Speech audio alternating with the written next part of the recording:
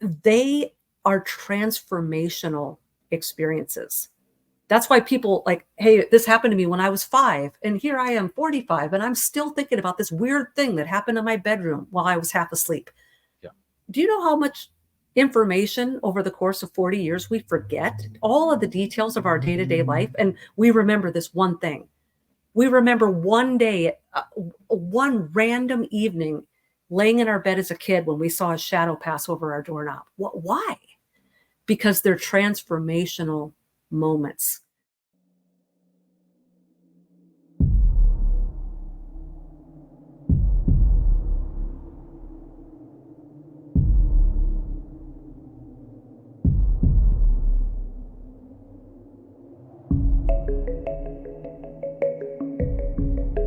A Codega is a guide and a storyteller, escorting you through the night, lighting the way, warding off thieves, ghosts, demons, and other oddities. Along the journey, his companions would often share with him the most curious of stories that he'd record in his codex. Perhaps you just might find yourself traveling with a Codega and sharing one of yours.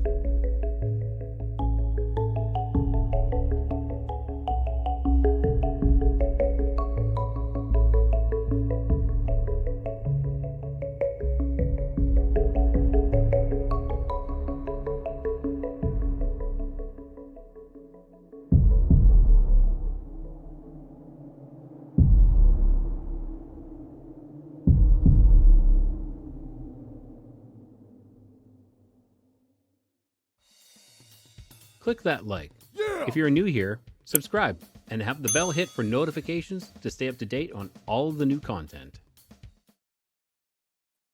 In September 1961, Barney and Betty Hill's quiet drive through New Hampshire took a bizarre turn when they encountered what they believed to be a UFO. A bright light followed them down Route 3, leading to a close encounter with what appeared to be beings inside a spinning disc. After experiencing a mysterious loss of time and discovering strange physical evidence, the couple's harrowing experience fueled years of debate. Were these extraterrestrial visitors from another planet? Were they our government? Interdimensional beings crossing into our reality? Or something far more ancient and sinister, like fallen angels or demons? The Hill story opened the door to these questions and continues to inspire curiosity and speculation. Hey everyone, I'm Rye, the Codega, and tonight we've got more mysteries to add to my Codex of Curiosities. We're going to delve deeper into these questions with Vicki Joy Anderson. With so many perspectives on the unknown, there's sure to be something to pique your interest in the strange and unexpected. Now, if you're enjoying the show, let me know in the comments, send me an email, or if you're feeling adventurous, rate the show on your favorite platform. Let me know what I'm doing good, bad, and the ugly. Now, if you got the creative type, if you are the creative type, I'd love for you guys to send me a painting, a drawing, a graphic you've made, and I'll happily feature it on my show. Now, if I get enough, and whichever one gets more attention, I'm going to send you something in the mail. So if you are looking to send me any of those things, you guys can fire it off at codexofcuriosities@gmail.com. All right, now that we've gotten through all that, let us bring Vicki Joy Anderson to the show. Vicki, welcome to Codega's Codex of Curiosities. Hey, Rye. I am so happy to be here. Glad to be back. I am glad to have you back. I know we had such a fantastic conversation the last time, and we had like off the air conversations, which are fantastic. And I'm like, man, I really should record these because the conversations are amazing. And I'm really looking forward to tonight's conversation. Me too. Awesome. So, if someone has missed our previous episode, I'd love for you to tell them where they can find you. Yeah, absolutely. You can get me at VickiJoyAnderson.com. You can get me on Instagram at VickiJoyAuthor. I'm on YouTube now and trying to get that populated. I don't have tons out there yet, but it's coming. Vicki Joy Anderson on YouTube. And you can get the book, They Only Come Out at Night, Exposing the Dark Weapon of Sleep Paralysis, exclusively at lamarzulli.net. Yeah, we just had LA on a couple last week, so it'll be a couple episodes before this one. So fantastic. Yeah, LA is full of information. Now, So this book, they only come out at night, The Sleep Paralysis. I know we talked about it last time. I just want to go a little bit into it again. Sure. What is your general take on sleep paralysis? What is sleep paralysis to you? Ooh, that's a loaded question. That is, and that could be a much longer question, but it is what it is. Let's rock and roll with it. Yeah. Yep. From my experience, which includes hundreds and hundreds of case studies, conversations and interviews with other targeted individuals, as well as 47 years of consistent experiences from 3 years old up into my 40s, I can tell you that in my mind, there is no doubt that this is a spiritual experience. Now, I'm not going to say it's demonic. I'm not saying that it's not, but what I don't want to hear people hearing me say is that every single thing is a demon. Yeah. It's more complicated than that, but it's also more complicated than brain misfirings, melatonin levels, sleep apnea. It becomes, for me, with the physiological aspects of it, right? It becomes, to me, it's like, which came first, the chicken or the egg? A lot of people with sleep paralysis, they do have narcolepsy and sleep apnea and issues breathing and bad sleep. Like if they've got like a Fitbit or a Apple Watch on or something, their REM cycles and their deep sleep patterns are very off, very low. They're not getting a lot of deep sleep. And so, yes, there absolutely are physiological aspects to this.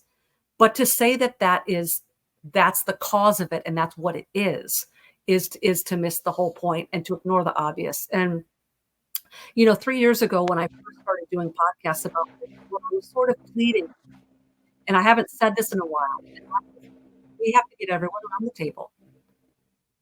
We have to get the scientists, the doctors, the theologians, the sufferers themselves.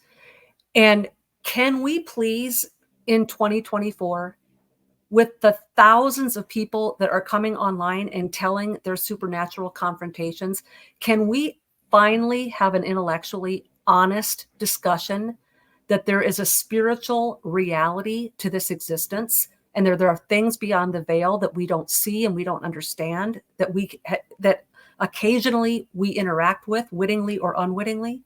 Can we please just get over all of the gaslighting and can we get away from the baby boomer mentality that everything has to be swept under the carpet and you're crazy? Oh, you're schizophrenic.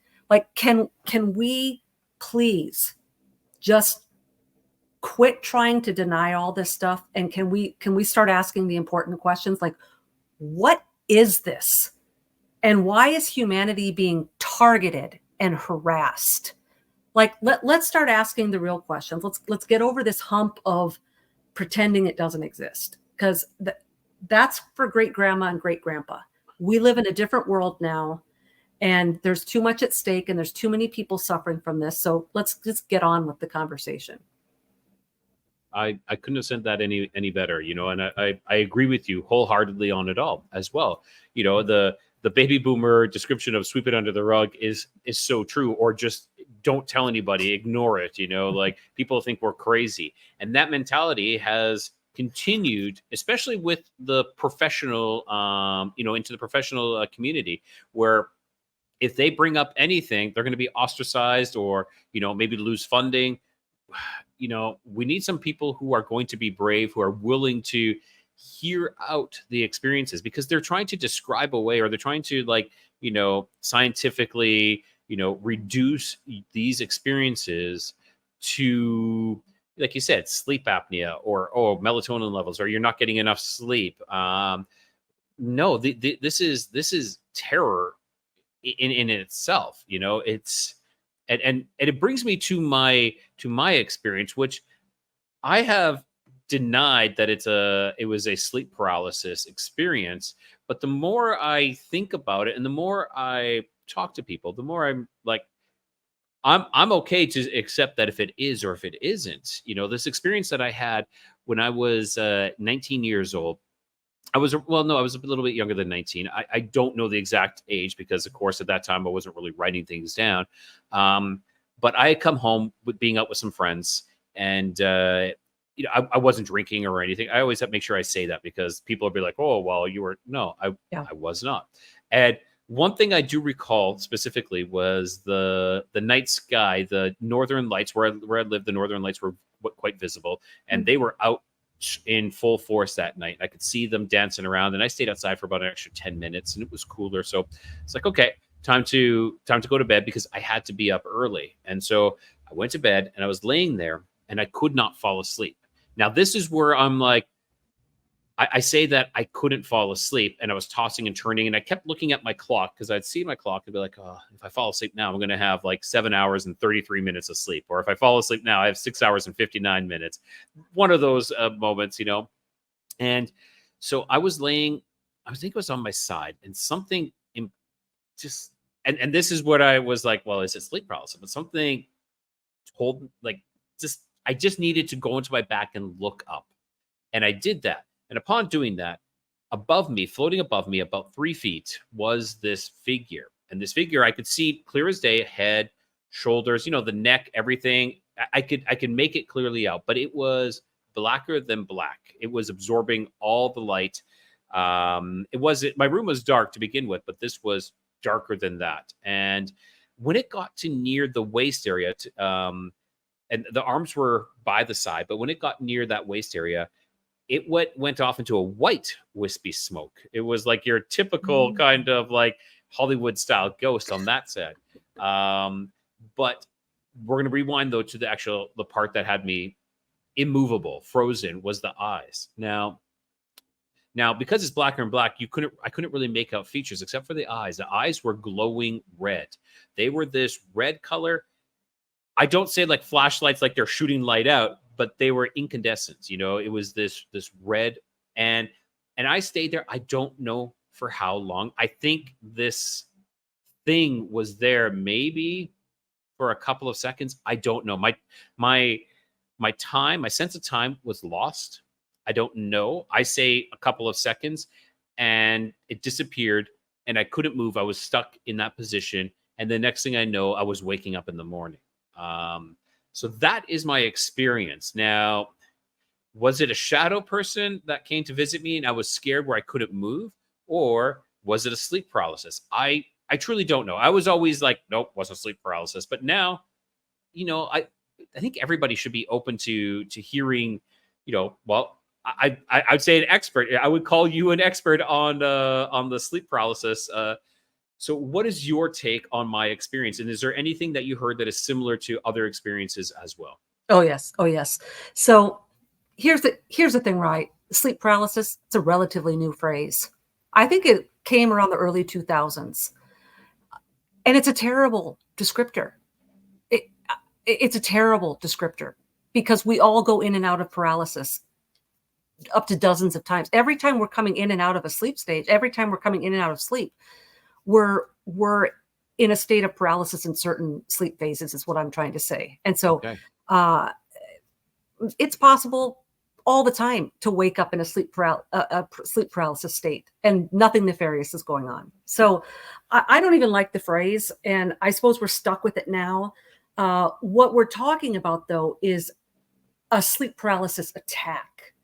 In other words, there's an episode or there's something supernatural occurring during one of these phases of sleep where we're coming in and out of waking and our body is still physiologically paralyzed, which it's designed to do. That's why we don't sleepwalk and we don't wet the bed and we shut down. It's a protective measure. There's nothing creepy about it. But so let's throw that phrase away for a moment. And when we're talking about you, regardless of what people want to call it, you had a confrontation with the very dark, which is what Clive Barker would call it, right? Clive Barker, filmmaker, most well known for the Hellraiser series, right?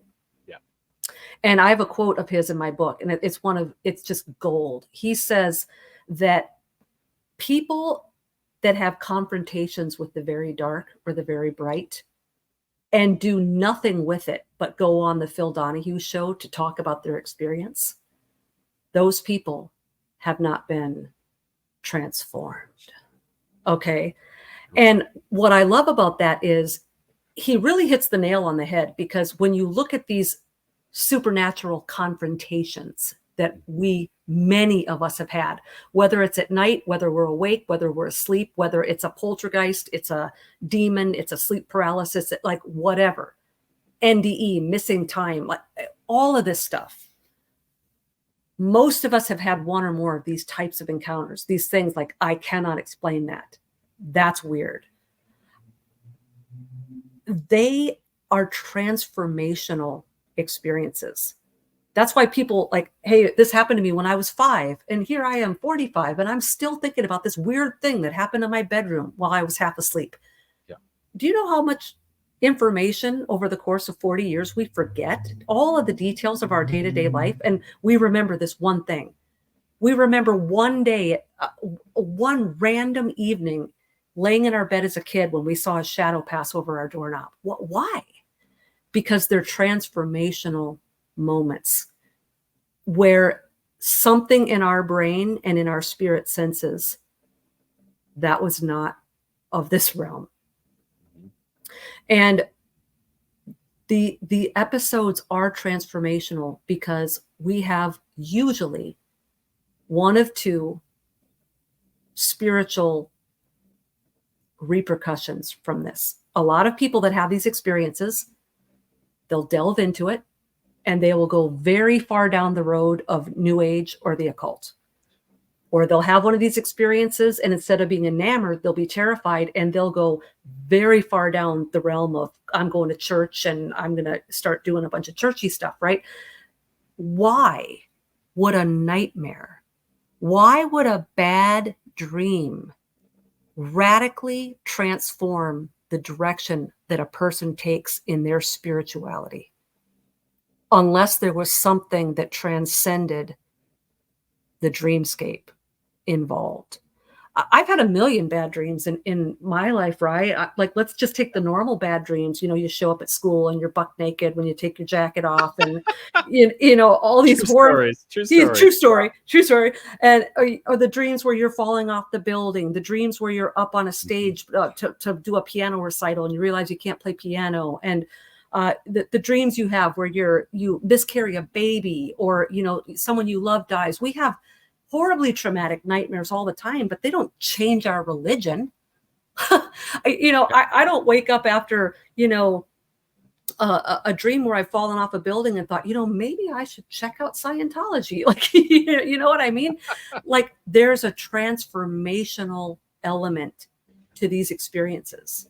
And let's take Jesus as an example. Whether you believe in him or you don't, or you think he was just a good guy or a prophet, or it doesn't matter. I'm not preaching any religion here. I'm not trying to like tell anybody to go to church, right? What I'm telling you is Jesus transformed all of the people in the first century who encountered him. They either hated him and wanted him dead, or they were willing to lay their life down for him. And after he died, they died painful, terrible deaths, sticking up for him.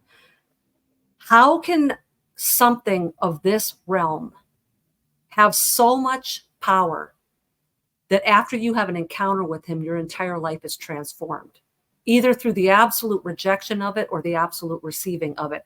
So when you look at sleep paralysis and you look at the fruit that it bears in the people that have had it their whole life, these are spiritual people. Now, whether that's a religious spiritualness or a new agey spiritualness or an occult spiritualness, most people that have had sleep paralysis their whole lives, they've got a lot of ideas about other realms and dimensions. They've got a lot of ideas about the supernatural and the paranormal. They believe in things that normal people don't want to believe in or admit that they believe in. They believe in ghosts and demons and Akashic records and astral planes and dark shadows with red glowing eyes. And so the fruit that is bore from people who have had these experiences is it radically transforms them spiritually. And so here you have another thing, Jesus Christ. Here's something that came from another dimension. He wasn't innately, before his birth, a human being, right? Yeah. The doctrine is that he was put into this human body, so to speak, and he became fully God, fully man. So here we have another example of something from another dimension, and it bears the same fruit as these entities that come in the sleep paralysis world. And I'm not trying to be controversial by like comparing apples to apples, like demons and Jesus. Jesus is a demon. No, what I'm saying is, good or bad, entities from the spiritual realm as opposed to the terrestrial realm where we live. Vicky, Yeah. we just cut out there. You just Okay. said we cut out at interdimensional, the same realm as, and if you could just continue from there. Okay. This could be controversial if I don't say it correctly. So I'm trying to say it correctly. Okay. This is the terrestrial realm, right? We live on the terrestrial earth. We're terrestrial beings. We're human beings. We're terrestrial, as opposed to spiritual. We're not from the astral. We're not from heaven. We're not from the cosmic dimensions, right? Here on earth, you can have terrestrial beings that are evil and have a capacity for murder and death and bloodshed, but you also have really good people who love their neighbors and have their friends and would never kick a puppy, right? So within this terrestrial realm, you can have good and evil, but they're both terrestrial beings that follow all the rules of this planet. So it's the same thing in the spirit realm. There are entities, beings, angels, whatever you want to call it, that are good and bad. Now that's hard to define depending on your worldview. So let's say there's ones that are safe and unsafe. There's ones that have good, pure, altruistic motives, and ones that have very self-centered, narcissistic, poor motives, right? So in that sense, that Jesus and all the demons and the fallen ones and the archons, etc., they're not the same, but they're both not terrestrial, right? Yeah. So from that sense, whenever something non-terrestrial enters our atmosphere and we interact with it, whether it's a black mist with red eyes or a shadow man or a hat man or a dog man or a Bigfoot, or it's Jesus Christ coming to earth in the form of a man. Everyone who interacts with these beings that are non-terrestrial have spiritual transformations. Doesn't mean they all become Christians and they all want to be pastors and they all go to church. What I'm saying is, when we brush up with non-terrestrial entities, it causes us to question everything, and people tend to become very spiritual. And where we diverge is who we deem with our own discernment, who's good and who's bad, who's trustworthy, who's untrustworthy. We all have different ideas of who the real guy is with the scepter, who's the real, who do we trust? That's what really differentiates humanity. We try to split it up like, I'm a Catholic. Well, I'm a Protestant. I'm a Lutheran. Well, I follow Islam. I follow science. That's not even the point, right? The point is that we all have this sense that there's something else out there, but we all discern differently which ones are trustworthy and which ones aren't. And that's really what splits all the religious systems up. One says, Jesus is the guy we trust. And then another one says, no, we got to trust Muhammad, the prophet. He came down. No, we got to trust the guy who brought the tablets down. And like, no, we got to trust the guy. We got to trust the serpent in the garden because we've got it all messed up. But he was actually freeing Adam and Eve. So all it comes down to with all of these different religions is all of humanity has to figure out, using their own life experiences, worldview, tradition, upbringing, emotions, we have to discern which of these entities that are all telling us, I'm God. One of them's telling the truth. And we all decide on our own which one we think is telling the truth. And that's what splits most of us. That's what a lot of all the arguments are over, right? Yeah. Wow. I love the way you put that. That was, I posed one question and you were able to break this all down. And no, it was fantastic. And your deduction of what that experience, pushed me towards was exactly the truth. Actually, for me, it was both. For me, it was the New Age to start off. First, it was questioning the religion that I was in. Then it was down the path of the New Age. And then it was, a shamanic path of studying and, the native natural ways. And then from there, it's kind of coming back to, I don't want to say Christianity, but just, God in general. I'm feeling much more closer to that. And I feel, and, not to burn anybody here, but I feel that the New Age is kind of been corrupted, and it kind of is a quagmire. I think it causes people to stop, it kind of, it's all love and light. A lot of it is all love and light, and we don't like to look at our own shadows. We'd rather be like, oh, happy, joy, and not deal with our issues. And that's a problem, because I never dealt with my issues for many, many years, because I was doing this other thing, and I was just on the surface. But it's all about going deeper. But that is a fantastic way to put it, though, how these events, because that's what they are. They are an event. They are a life-changing event, has caused us to seek out something more, to go down a path of self-reflection and to move us on to something greater. Though in the past, I would say that sometimes some people were shunned for doing that. And, it was best just to keep it to yourself and don't talk to anybody. And it's kind of, maybe that was a resistance to people growing and moving forward. And, like you said, like the baby boomers were sweep it under the rug. Don't tell anybody, because people are going to think you're crazy. And maybe it caused some people to go crazy.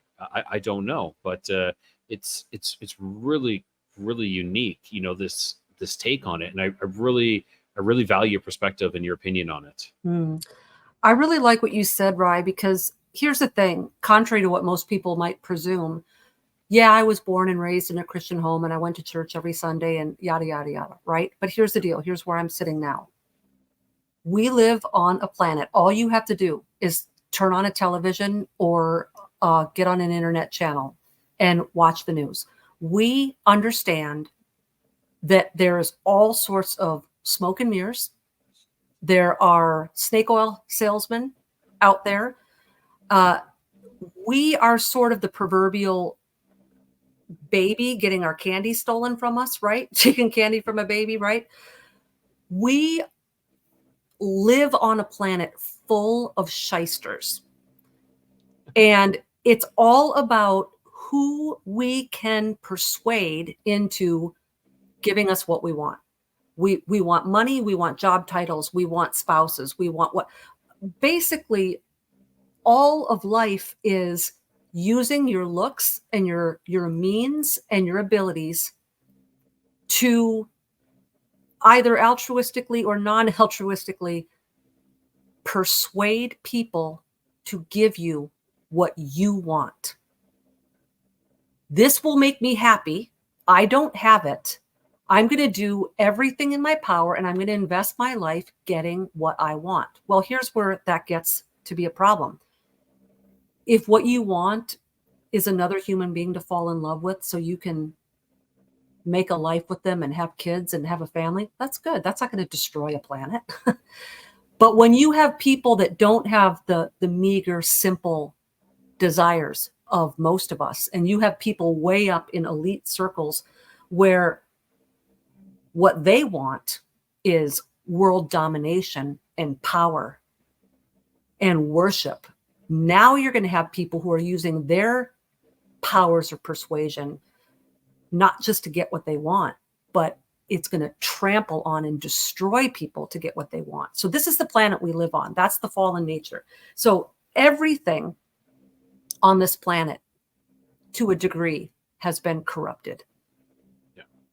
So when you start breaking religions down into Christianity, Catholicism, Judaism, Islam, the main religions, right? The Buddhism and some of the shamanistic things. Here's the problem. Every religion has a kernel of truth, but all of them, Christianity included, have been so distorted through our lenses, through time, through the shift in language, through the shift in culture, through the loss of history. We really can only observe reality for 50 to 80 years, because anything beyond that, we're relying on secondhand information from dad or grandpa. And if we want anything beyond 100 years, we're in a history book, and history's written by the winners, right? So we really can't say with any certainty, this is the one true church. Now, I think we can say with certainty who the one true God is. And there's a lot of people posing with masks on. I'm him. No, I'm him. I'm him. But the problem is that if you want to look at Judaism and say, well, they're corrupt because they were in Babylon for 70 years and they took the Babylonian traditions and gods back to Israel with them, and look at the Kabbalah and the Chabad and look how corrupt it's become. You could say the thing, oh, look at the Catholic Church, and Rome is the one who put Jesus on the cross, and look at the corruption and the wealth and all the stuff they got hidden under the Vatican. And you got pictures of the Pope shaking hands with the devil and all this stuff, right? And then you can say the same thing about Buddhism, Islam, but this is where it gets nuts. Then the Christians stand up and say, but we've got it all figured out. And we don't have any corruption in our scriptures, or like the teaching and the traditions of the scriptures. We don't have any traditions that came out of Babylon. All of our stuff is Christian. It's not possible, right? Every human being on planet Earth has been corrupted, but one group has 100% of the bill of sale on truth. Like, there is, wittingly and unwittingly, and it doesn't even have to be a wolf in sheep's clothing. There are a lot of pastors and Christians out there. I cringe, Rye. Sometimes I'll think about the things that I said, like when I was in college and I was like witnessing to my friends, and I think about the things that I would say now, and I'm like, oh my gosh.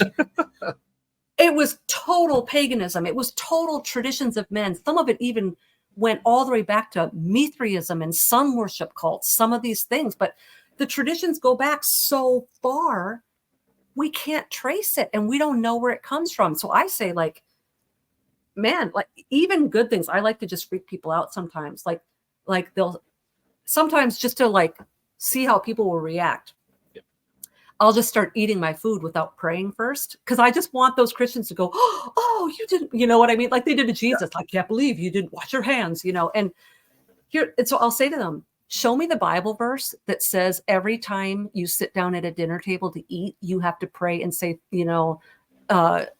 thank you for my food, right? Whatever. And they'll come up with generic things like, well, in all things, give thanks or whatever. I said, no. You show me the verse that says that you are violating the Torah or offending God if you don't say, over the teeth and through the gums, look out, gut, here it comes. Like, show me where it says this.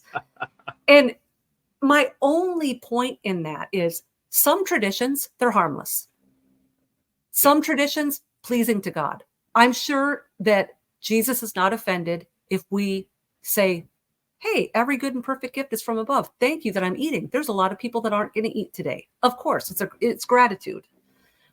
But when we make these things code, and then we're judging other people based on whether they do them or they don't do them, and I'm at a place where I feel like a misfit. I feel like a misfit because my goal is not to be a divisive person. I don't get my jollies out of just wrangling with people and frustrating people. But I'm to the place now where the red pill that I took didn't just red pill the government and red pill the space program and red pill, it red pilled everything to the point where I'm looking at my own upbringing. And I still believe in the essentials. Yeah. But even that, what Jesus was primarily doing in the New Testament, if you look at all the people that didn't like him, it was the church leaders. Mm-hmm. The common people loved him. It was the people whose power was being threatened by him that were upset. And what I love about Jesus's tenacity is you've got the Torah, 600 some laws, right? Yeah. That came down from Moses. But then you had hundreds more written by men in other books that were equal all of a sudden with the Torah. Jesus went out of his way as often as he could in front of the people he knew it would piss off to break every Talmudic law. You're breaking the law. You're breaking the law. He said, not my law. I didn't contract with you to obey the laws of men. Yeah.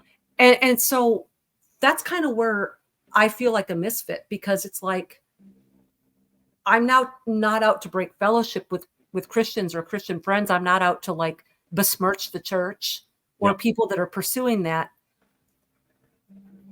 But we have to get to this place where it's not about Christianity.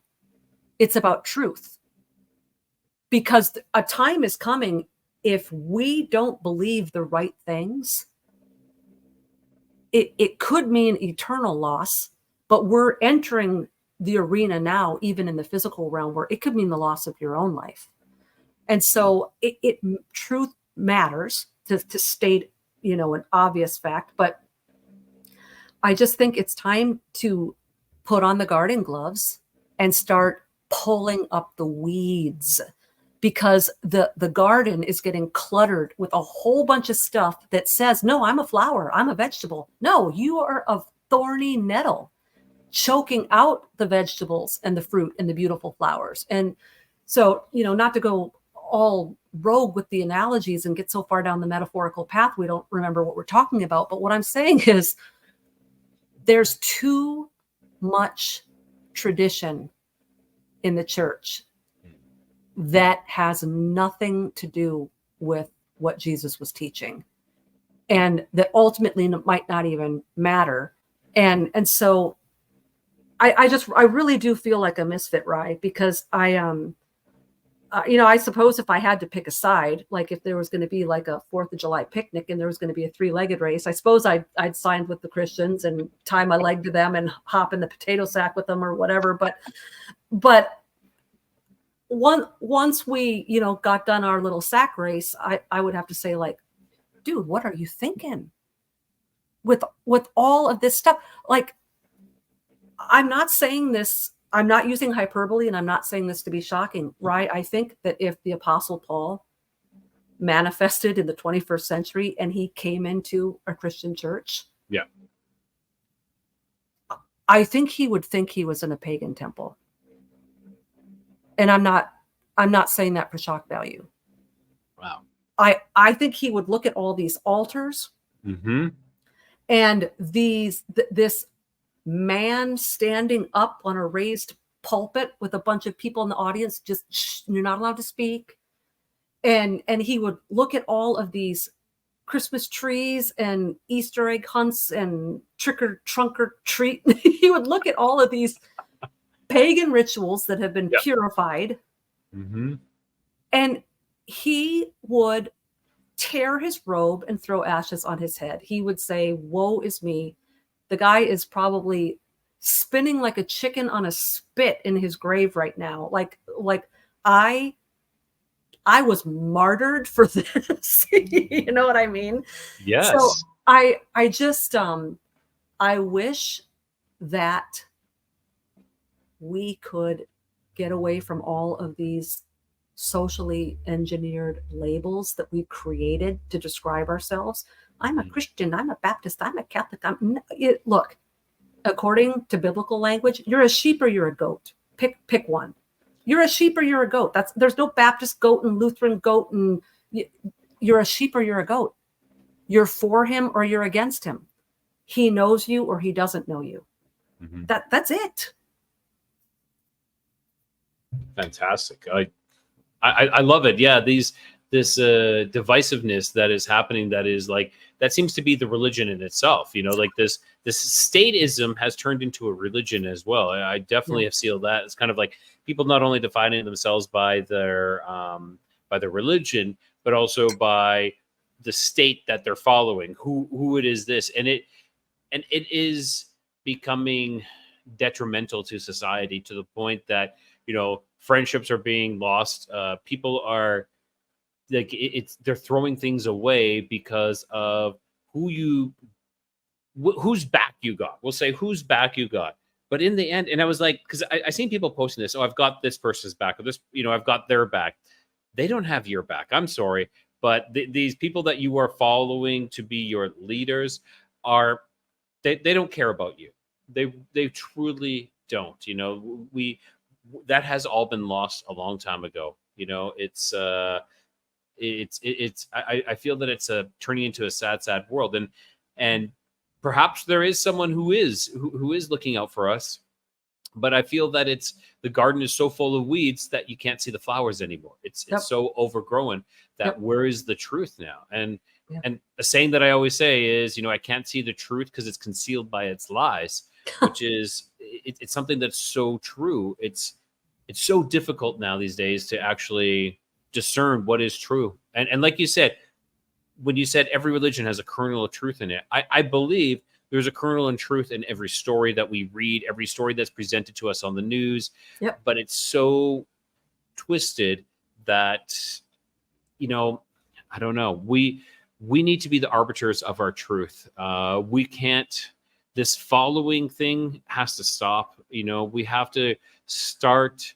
It's because we've become so lazy. We've become extremely lazy that we just want someone else to do it for us. We want someone else to be our leader. We want someone else to do this, because it's a lot of work and I'm busy doing this. I'm busy doing that. And yes.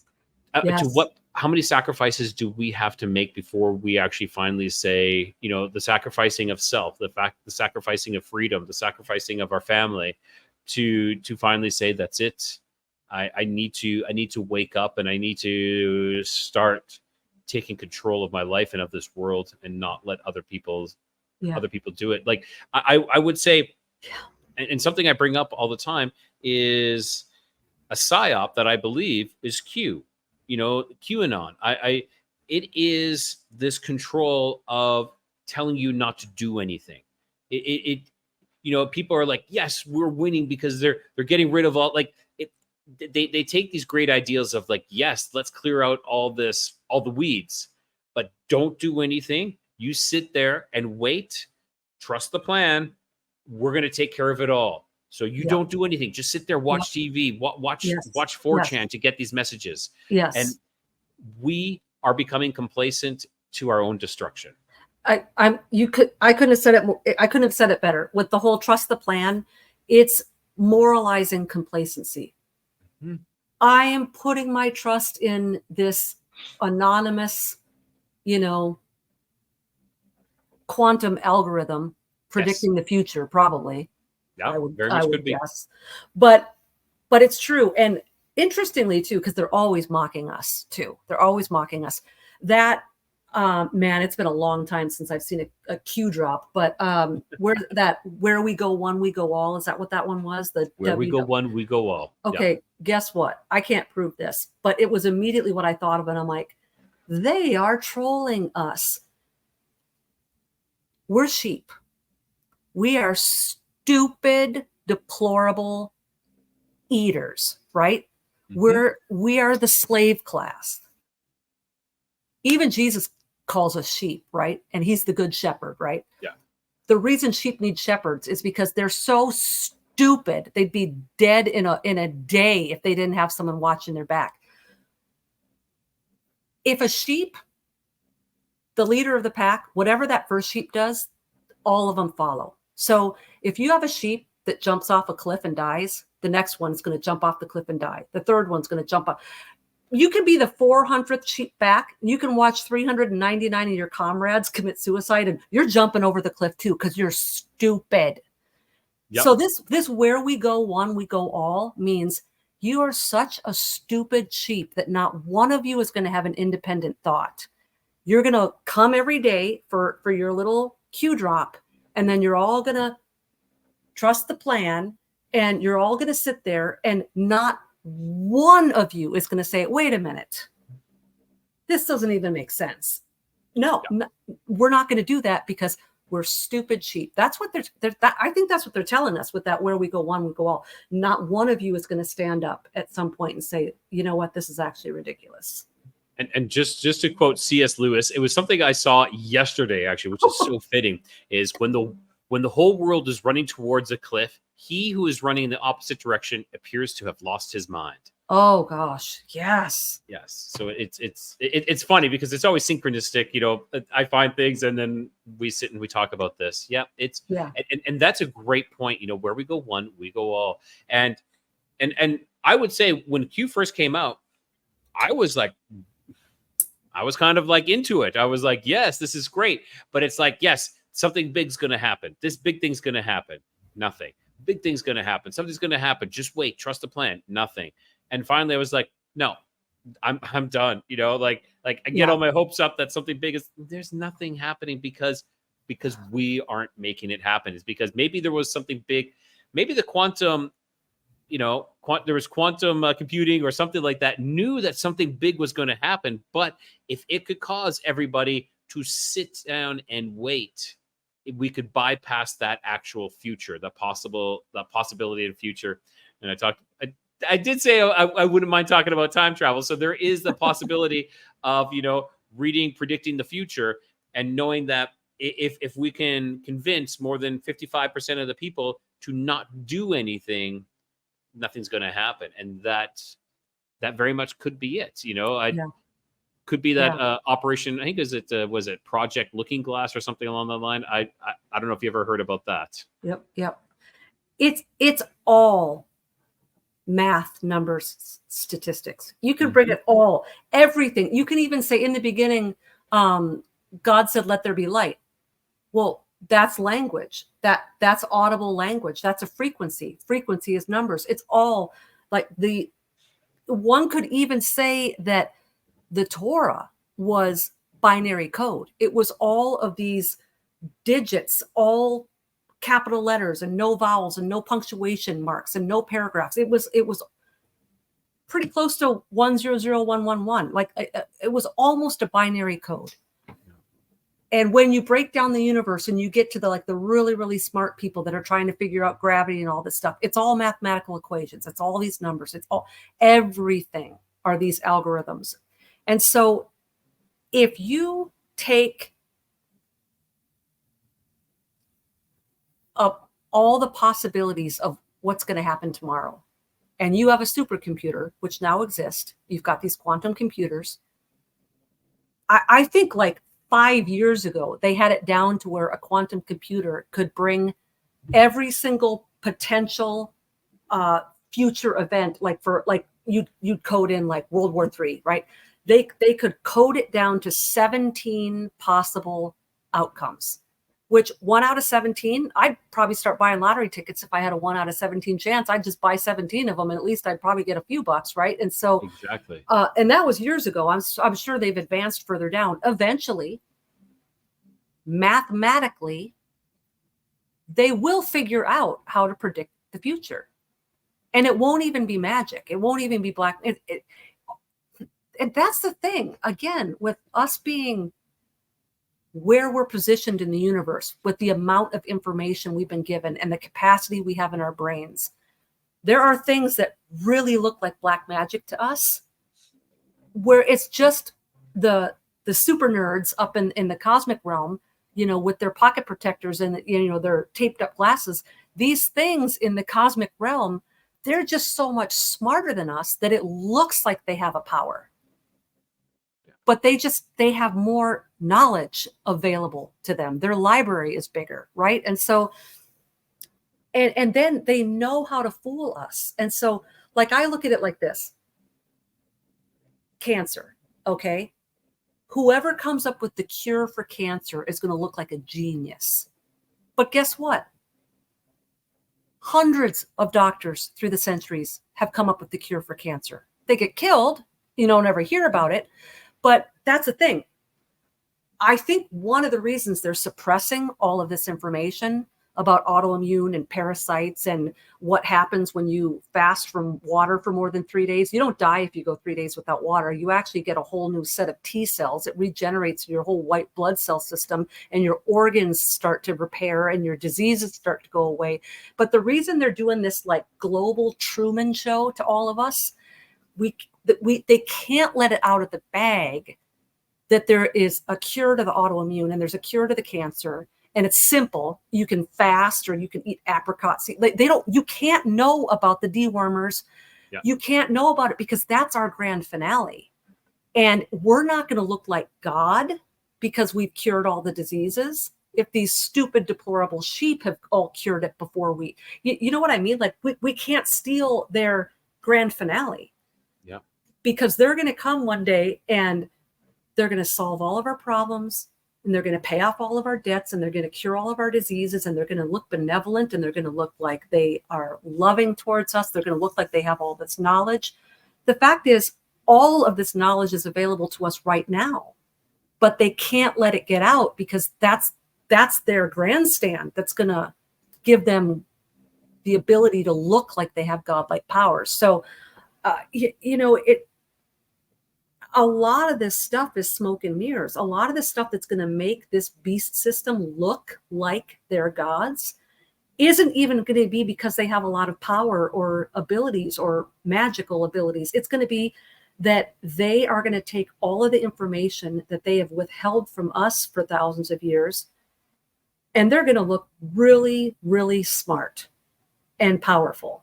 Oh, they cured cancer. Oh my gosh, how did they do that? Well, maybe they dry fasted for 5 days and crapped out some parasites. It's not that difficult, people. So that's the thing. If they can keep us super stupid, they'll look even more smart. And when you look at what they're doing to dumb us down with all of this, all these distractions and the video games and the television and the silliness, like you said, with the laziness, like, holy crap, we are not living up to our potential as a human race. We are basically taking all of the bait to extinct ourselves.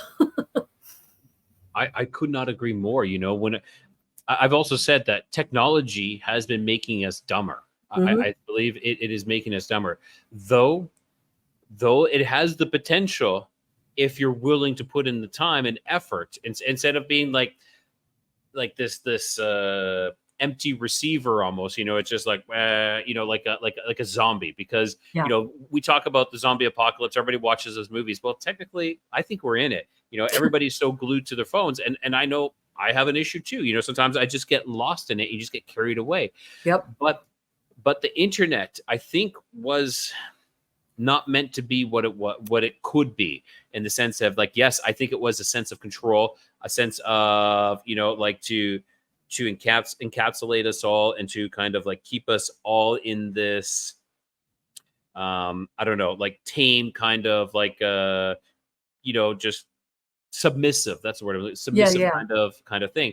But it's things like this that you and I are doing right now that is a way for us to actually rise above having these conversations with enlightened people. I don't like to say enlightened, I say with people who are questioning, who are out there actually questioning the truth and allowing parts of themselves to die so they can reborn with these new knowledge, and allowing the old knowledge, the old stories, the old untruths to die with them, and for us to move forward. It has the potential to do that, but we have to be willing to put in the effort, to put in that work. And it gets difficult because the algorithms they feed you these things to keep you complacent. They feed you these things to keep you stuck. They feed you these things just to be, an NPC. And it's very hard to break free of that NPC kind of mentality. And it's funny because I was walking home the other day and I was like walking the easy path because it was easier. And I'm like, do I not like to step up and down and on things because I'm this NPC who can only walk in one direction? It's like no, walk on the sidewalk that is all up and down like this, and it's okay. Like why do I have to worry that it's a little more extra effort? I'm like, I need to be able to put in that extra effort. Absolutely. Yeah. And oh man, some of this stuff is getting crazy. So remember, maybe even just 5 years ago, I remember in 2018, okay, I remember visiting some friends in California, and they had just gotten a brand new plasma TV, and it was like a smart TV. That was like a new phrase back then. Yeah. And my friend and her son were like, Vicky, you're never going to believe this. We were sitting on the couch yesterday talking about, and it was something like a lawnmower or whatever, I don't know. Mm-hmm. And they're like, and then we turned the TV on. It was all these commercials for lawnmowers. And they're like, what? And I remember when people first started talking about that, like that the TVs are listening. Yeah. They were conspiracy theory freaks. They were being mocked. And I mean, it was like, you're paranoid. Oh, give me a break. Well, now it's just a given. Of course they're listening to you, and they're getting an MO on you, and they're throwing stuff at you, whatever. Well, now this is crazy. I would love it if anyone listening has had this experience. This has happened to me 3 times now in the past 2 years. I have had a dream, and I will give you the most recent one. This was maybe last year. I can't quite remember.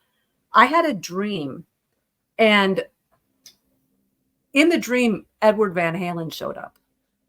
Yeah. And I'm like, dude, I thought you were dead. Like, oh my gosh, and I'm all enamored, and I'm all like, freaking out and asking him to show me his shops, right? And I mean, so it's just like this fun little dream, right? And my brother was really into Eddie Van Halen back in like 1988, or you know what I mean? But it's not like I don't sit and think and whatever.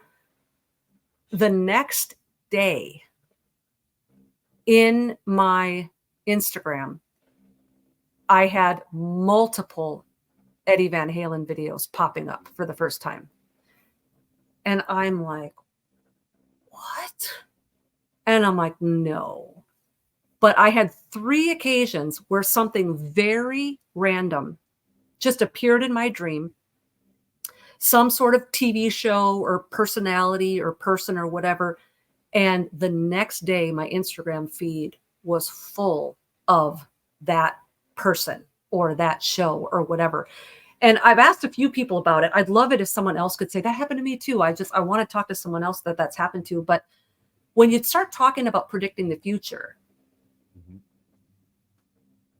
are they predicting the future, or is this a form of complex technological mind control? Are you actually hijacking my free will, where I think that I want to watch a whole bunch of Eddie Van Halen videos, but it's because I don't even remember that it was planted in my dream state? How many other things are showing up on my feed that I'm now showing an interest in and watching or following because I had a dream about it, but I don't remember the dream? So I wake up every day and I think I've got this free will, and I think that I'm pursuing the things that I'm interested in, mm-hmm. but am I? That is fascinating. I know I was talking with my friend Brad from Brad from the Waken podcast. And he was saying he's not so much into buying into the platform of predictive programming, because that's kind of what you're going with. He believes that they can't do that, but they will try to get you to manifest it. Meaning maybe they'll show you a little thing of Eddie Van Halen, and then you manifest it in your dream. But I guess it is kind of like that I think they're one and the same almost, because then you manifested Eddie Van Halen in your dream, and then all of a sudden they're like, boom, like maybe they're hand in hand the same thing. Predictive programming is they're not, trying to prepare you for it, but they're trying to get you to manifest it. Yeah. But it's the same thing. It Yeah. really is the same thing. They are controlling us one way or the other. Yeah. It feels sort of puppet master like, Mhm. like that's what's really interesting to me about social media. And I've only been on Instagram like maybe 3 years, and I've never been on Facebook or anything like that. So I'm not going to say I'm not addicted to it, but I'm not as deeply ingrained. I don't have, 10, 15 years of being on Facebook and stuff. But what's just throwing me off with the Instagram thing is it is directly puppeteering you, because every day you're seeing things that you otherwise you wouldn't have pursued it because you've never heard of it, right? Yeah. So all of these things are coming up. Now they're embedded into your brain. Then they go into the non-conscious. And now all these things, even if you go, that's ridiculous, or I don't agree with that, or that's stupid, or that's a lie. Once it gets embedded in the non-conscious is a warehouse. It's a storeroom. There's no emotions or ethics or morals or opinions attached to them. It's just memory storage. So even if we don't recall what's back there, even if we don't remember it, even if we don't access it, our non-conscious brain actually affects our worldview and our decision-making. And it can't tell the difference between fantasy and reality. So it's just a stored memory. So if I have a memory of like the Braveheart scene where he's on a battlefield, like chucking people in the face with a mace, right? Yeah. My non-conscious memory of that, it's not differentiating whether I saw that on a television screen or I was really there. It's just a memory of something that passed through my visual cortex. And so what's so potentially terrifying about our interaction with media on a daily basis and how much screen time we have is the absolute direct effect that has on our brain, our worldview, our morals, our ethics, and our decision making. Because we make decisions based upon our knowledge base. Every time we have to make a decision, we're defragging up here. And now we've got all of this interference that's actually plugging into the way we ascertain a situation, or we judge it, or we make a decision. And so more than any other previous generation, our brains are cluttered with fiction. And at what point, when our non-conscious warehouse becomes 50% or more fiction, are we not really living reality anymore from a cerebral point of view? Right. You're right. That's really interesting. It really kind of makes me wonder as well, like I really need to be more conscientious of what I am viewing, what I'm watching. If my unconscious self is not is taking this information in, I have to be more conscious of what I am putting in as well. Yeah.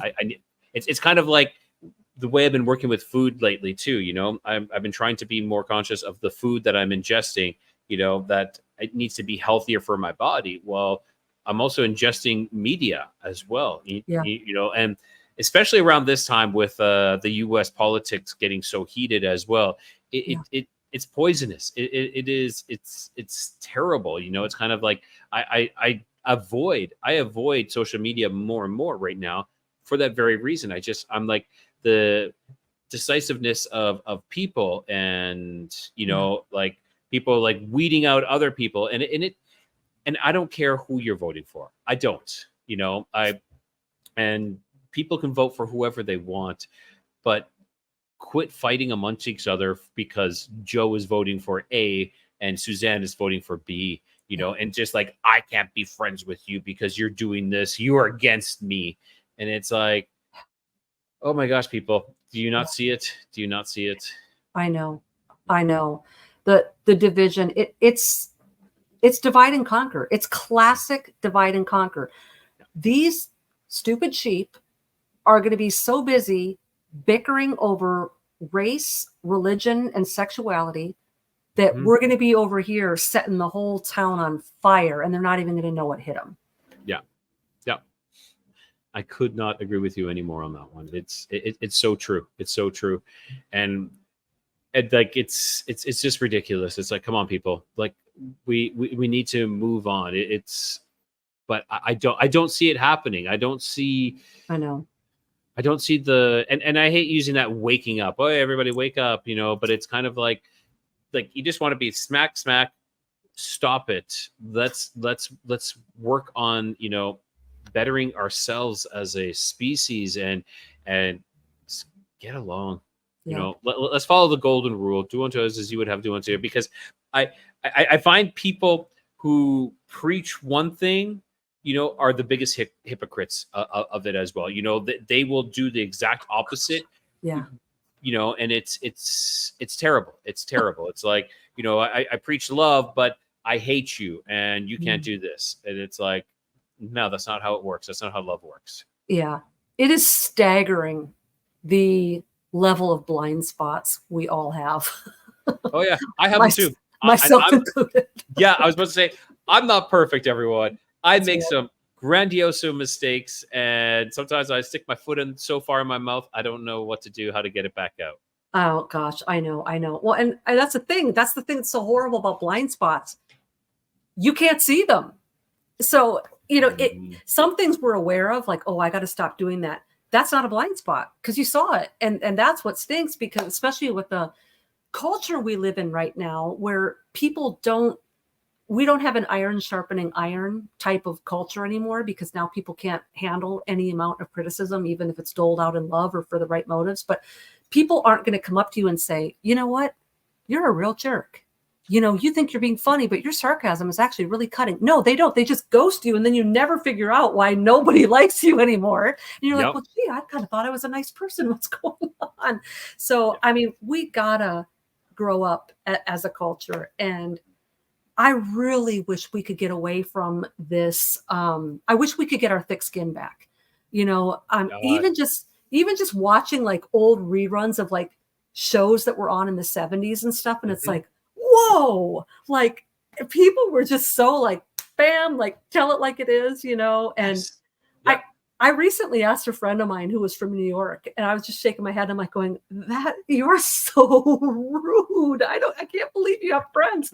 And so I asked him, I said, why is that the stereotype? Why is it the stereotype for other people that New Yorkers are rude? Because they're not. They're hilarious. They're fun. Like I said, why is there that stereotype? And he said, Vic, he goes, in New York, we don't have time. There's not enough space here. They're like, we had to get to the point. We're all in a hurry. We got places to go. We got 2-hour commutes one way to work. We got to get our point out. And we got to stand our ground because we don't have much of a plot of land out here. And he just said, we don't have time for all that. And Ryan, none of us have time for it. No. And we don't have to be rude. That's fantastic. But yeah, I wish we could get our thick skin back. And, being so touchy, Yeah. it's like, come on, people. Yeah. I know we could make so much progress if it wasn't against the law to just speak openly and honestly with one another. It's so true. And I also believe that social media is a culprit to that as well. We become keyboard warriors at times, but when it comes to face, we forget how to interact with people now. We don't know. We lost that. And maybe sometimes people just need a good smack in the face. It's like, come on, no more. Absolutely. Oh man, I have the greatest amount of respect for the East Coasters. Go get them, you guys. Oh, I love it. I've lived in Philly a couple times in my life, and I have felt as someone, when you get a sentence that comes into your head and you have to edit it 100 times and maneuver it like a Yes. Rubik's Cube 100 times before you say it out loud because you're just on all these eggshells. Like, just want to say, like, hey, you're in my way. Could you move? Oh, Yes. excuse me. I'm sorry. It's like, Yeah. It's like, move out of, hey, you're parking in front of my place, and I've told you now twice, just move Yeah. your car. yeah, Like quit being that ass, yeah, we're done. We're done. Oh my gosh. Exactly. Well, Vicky, I want to say thank you so much for coming by again. I really appreciated it, and I love this talk. I think it was fantastic. I love how natural and organic it is. Yeah. I love the podcast where it's not an interview. It's just this total organic conversation, and it just flows like you're on the phone with a friend. And I love talking about these kind of things too. So I appreciate that immensely. Yeah. And that's how I say it. Like my conversations usually have legs. I kind of start off with like an interview style, and then it just goes its own way and it walks its own direction, and just let it go naturally, because I don't like forcing things. Yeah, I love it. Well, I had a great time, and I'm so glad you had me back. Awesome. So Vicky, one last time, can you tell everyone where they can find you? Absolutely. VickiJoyAnderson.com, Vicky Joy Author on Instagram, Vicki Joy Anderson on YouTube, and They Only Come Out at Night, Exposing the Dark Weapon of Sleep Paralysis is on lamarzulli.net. Fantastic. Vicky, thank you so much again. You are welcome. All right, everyone. I want to say thank you for joining us tonight. That was a fantastic conversation. I really, really enjoyed that. The last time I had Vicki Joy on as well, it was a great conversation. And again, it just flows so naturally, and I like how it just in the directions it goes. It's a great conversation, and I hope you guys enjoyed it as well. And if you did, and perhaps you've had that experience that Vicky was talking about, where she had a dream and then all of a sudden things are popping up on social media. If that's ever happened to you, send me a message, send Vicky a message on Instagram as well. We'd love to hear from you.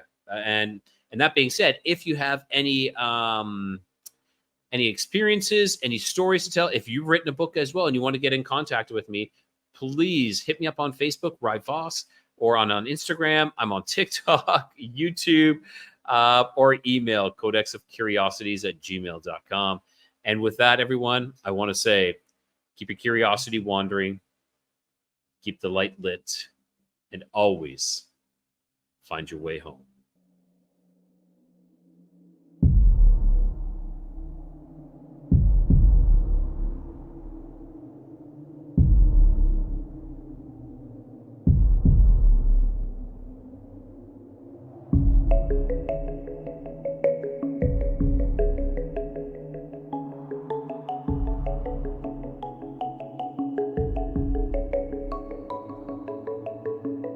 I look forward to our next adventure together as we navigate the mysteries that lie ahead. Until our paths cross again, keep your curiosity wandering, keep the light lit, and always find your way home.